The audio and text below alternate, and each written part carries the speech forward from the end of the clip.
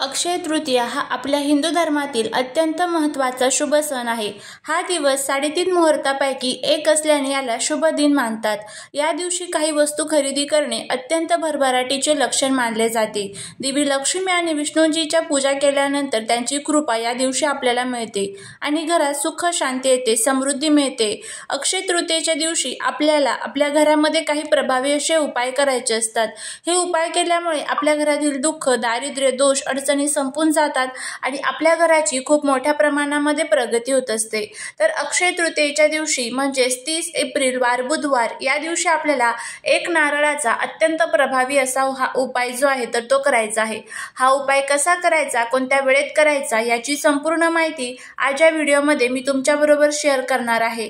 त्यामुळे व्हिडिओ हा स्किप न करता शेवटपर्यंत पाहत रहा। चॅनलवरती नवीन असाल तर सबस्क्राइब करून शेजारील बेल आयकॉनलाही प्रेस करा, म्हणजे माझ्या सर्व नवीन व्हिडिओंचं नोटिफिकेशन तुम्हाला मिळेल आणि तुम्ही एक पण व्हिडिओ मिस करणार नाही। त्याचबरोबर कमेंटमध्ये जय माता लक्ष्मी लिहायला अजिबात विसरू नका, जेणेकरून माता लक्ष्मीची तुमच्या कुटुंबावरती भरभरून कृपा होईल। अक्षय तृतीया हा 3.5 मुहूर्तापैकी एक असल्यामुळे या दिवशी तुम्ही सोने चांदी खरेदी करू शकता। पण त्याचबरोबर आत्ताचे सोन्याचे भाव बघता प्रत्येकाला सोनं चांदी खरेदी करणं इतकं शक्य नसतं। त्यामुळे काही विशिष्ट वस्तूंची तुम्ही या दिवशी आवर्जून खरेदी करावी। मग त्यामध्ये धने आले, त्यानंतर मीठ आले, हळद, या ज्या लक्ष्मीकारक वस्तू आहेत या नक्कीच तुम्ही घरामध्ये खरेदी करून आणल्या पाहिजेत। त्याचबरोबर ग्रहशांती असेल, वास्तुशांती असेल, गृहप्रवेश असेल तर ह्या सर्व गोष्टी सुद्धा तुम्ही या दिवशी करू शकता। नवीन गाडीची खरेदी सुद्धा अनेक जण अक्षय तृतीयावरती करतात। अक्षय तृतीयेच्या दिवशी दानाला अत्यंत महत्त्व असते। या दिवशी गोरगरिबांना अन्नदान करणे शुभ असते। तसेच पक्ष्यांना धान्य टाकणे, गरजूंना आवश्यक वस्तू दान करणे महत्त्वाचे मानले जाते। या दिवशी तुम्ही कोणत्याही स्वरूपाचे दान करू शकता। अक्षय तृतीयेच्या दिवशी देवी लक्ष्मी आणि विष्णूची पूजा करण्यामुळे आपल्या घरामध्ये धनसंपत्ती खूप मोठ्या प्रमाणामध्ये वाढत असते। धनाची देवी लक्ष्मी या दिवशी अत्यंत प्रसन्न असते। या दिवशी आपल्याला काही जण या दिवशी कलश मांडून त्याची जी पूजा आहे तर ती करत असतात आणि त्याचबरोबर गोडाधोडाचा नैवेद्य सुद्धा या दिवशी केला जातो। या दिवशी तुम्ही पाण्याने भरलेला जो मटका असतो तर तो सुद्धा तुम्ही दान करू शकता। या दिवशी तुम्ही जे काही दान कराल त्याचं पुण्य हे तुम्हाला अक्षय मिळत असतं, म्हणजेच त्याचा कधीही क्षय होत नाही। त्यामुळे अनन्यसाधारण महत्त्व असणाऱ्या अक्षय तृतीयेला तुम्ही हे सर्व गोष्टी ज्या आहेत त्या करायच्याच आहे आणि त्याचबरोबर नारळाचा हा जो एक अत्यंत प्रभावी उपाय जो आहे तर तो करायचा आहे। आता हा उपाय कसा करायचा, कोणत्या वेळेत करायचा याची संपूर्ण माहिती आपण घेऊया। कोणत्याही प्रकारच्या शुभ कामाची सुरुवात ज्या वेळेस आपण करत असतो त्यावेळेस सर्वात प्रथम ती आपण नारळ फोडूनच करत असतो। नारळाला कल्पवृक्ष या नावाने सुद्धा ओळखले जाते आणि भगवान विष्णूंनी ज्या वेळेस समुद्रमंथन चालू होतं त्यावेळेस त्यांनी देवी लक्ष्मी आणि त्याचबरोबर कामधेनूसोबत नारळाचे झाड सुद्धा त्यांनी पृथ्वीवरती आणले होते। त्यामुळेच याला कल्पवृक्ष या नावाने ओळखलं जातं आणि ज्यामध्ये भगवान विष्णू, ब्रह्मा आणि महेश या त्रिमूर्तींचा निवास असतो। नारळ ही शंकरला खूप प्रिय आहेत आणि नारळावर असलेले 3 डोळ्यांची तुलना भगवान शंकराच्या त्रिनेत्राशी केली जाते। म्हणूनच नारळ अतिशय शुभ मानले जाते आणि पूजेत वापरले जाते। नारळाशिवाय कोणतीही पूजा संपूर्ण मानली जात नाही।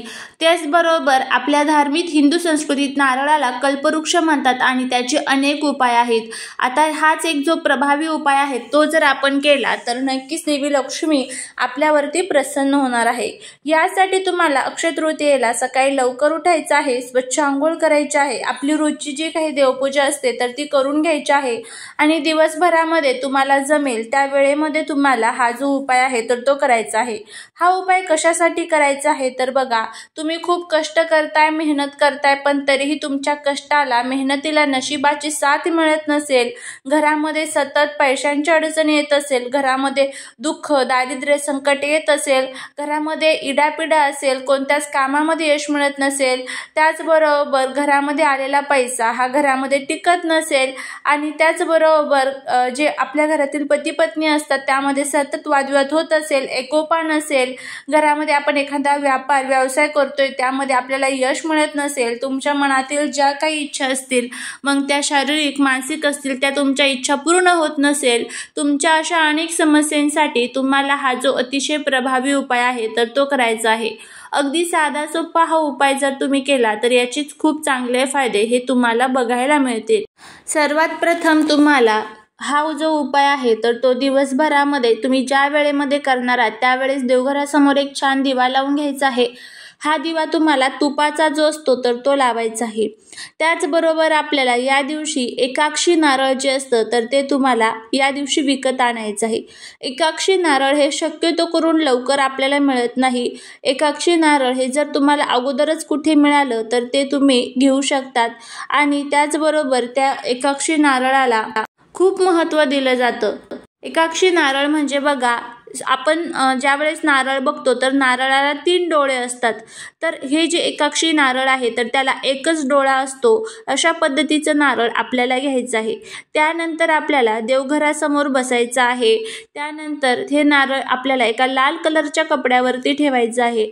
नारळाकडचा भाग जो आहे तर तो आपल्याकडे करायचा आणि शेंडीकडचा भाग हा तुम्हाला देवांकडे करायचा आहे। ज्या ठिकाणी पूजेचं साहित्य असतं बघा तर त्या ठिकाणी त्यांनी सुद्धा एकाक्षी नारळ जे असतात तर ते सेपरेट बाजूला ठेवलेले असतात। त्यामुळे अक्षय तृतीयेच्या अगोदर जरी तुम्हाला हे नारळ भेटलं तरीही चालेल आणि त्यानंतर तुम्हाला त्याला पंचोपचार पूजा करून घ्यायची आहे। त्यावरती हळदी कुंकू अक्षता तुम्हाला अर्पण करायचे आहे। नंतर तुम्हाला त्या नारळाला धूप दीप अगरबत्ती दाखवायची आहे। त्या नारळाला त्या लाल कपड्यामध्ये तुम्हाला बांधायचं आहे, त्याची गाठ बांधायची आहे। आपल्या हातामध्ये तुम्हाला ते नारळ ठेवायचं आहे।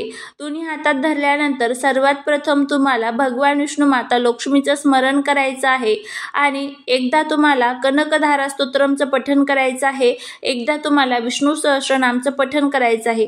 देवी लक्ष्मीला प्रार्थना करायची आहे की हे नारळ मी तुझ्या स्वरूपात माझ्या जवळ ठेवत आहे। माझ्या घरामध्ये नेहमी धनधान्य सुख समृद्धी याची बरकत असू दे, घरामध्ये कधीच कशाचीच कमतरता नसू दे, आपल्याला अशी प्रार्थना करायची आहे।